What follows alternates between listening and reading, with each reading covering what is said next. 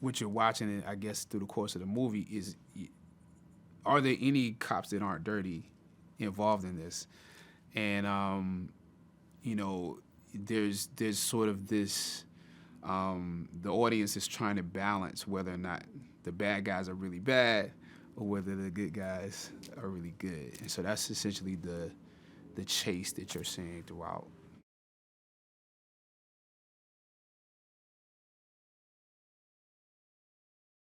Closing the island, it not only compresses the space that these two fugitives can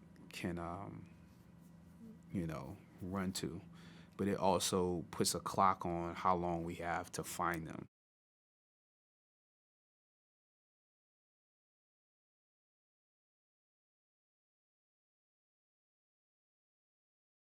When Detective Davis, Chadwick Boseman's character, makes the decision that the best way to try and catch these two guys is to simply close down the island of Manhattan and keep them trapped in Manhattan.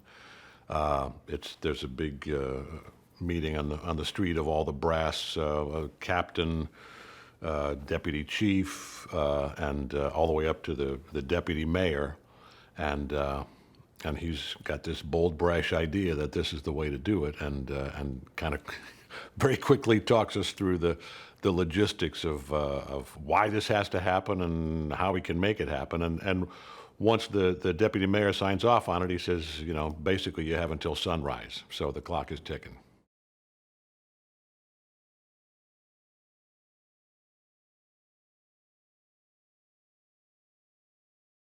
One of the things that's almost unique in my experience about this feature, especially I think it's around 40 days, and at Brian's suggestion and continued urging, we've been able to shoot largely in sequence, not 100%, but the story kind of lends itself to that a little bit because, you know, the bad guys will go to a certain location, the cops will chase them to that location, so in that sense, it was logistically sort of made sense. But it's very helpful for actors to, it's sort of the best of both worlds of doing a play and a movie, you know, to be able to do it, again, not 100%, but largely in sequence, because so oftentimes, you know, on day 3 of a long shoot, you find yourself shooting, you know, whatever, the big scene at the end of the movie, and then as you're going along, you go, oh, wow, this would have informed that. Oh, yeah, I wish I'd have known this when that, you know.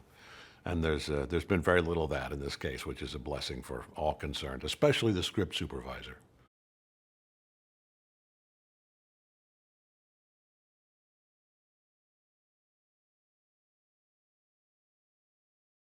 Captain McKenna brings in Detective Frankie Burns as the narcotics representative because there are so many drugs involved in this bust that goes horribly wrong. And I think Davis, who Chadwick plays, is definitely initially not too keen on the idea of having anyone join him. He's a lone wolf. This guy works much better on his own, but I think relatively quickly understands that she's smart and capable and could be a useful asset as the evening progresses. So what ultimately begins as slightly kind of snide and not very interested ends up as, you know, we're partners and it works.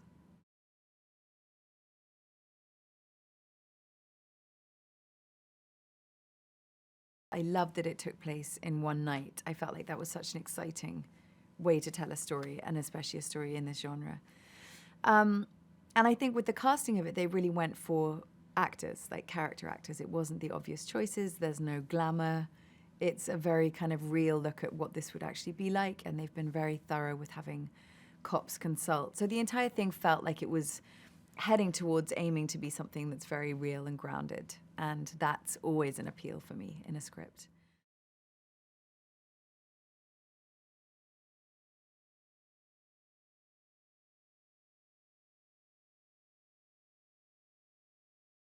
I love the part where they shut down the city, you know, it's never been done before, and I mean, that's, if you think about it, that's just the gesture alone is insane, you know, New York City and this manhunt.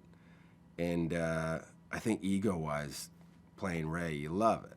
You know, that you have everybody in the city just all in and looking for these two guys.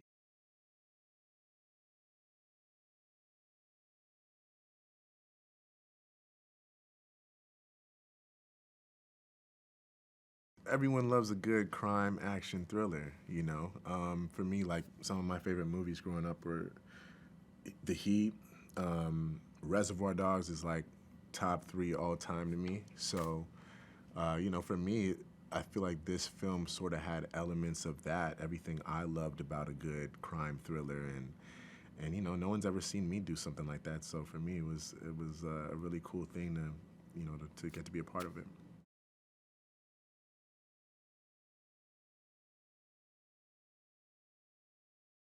It's really cool because, I mean, I think that the film, it all takes place in this night, so you're dealing with sort of a race against time, you know, in which the audience can sort of really, you know, get a feel of what these guys are going through and follow along in this journey.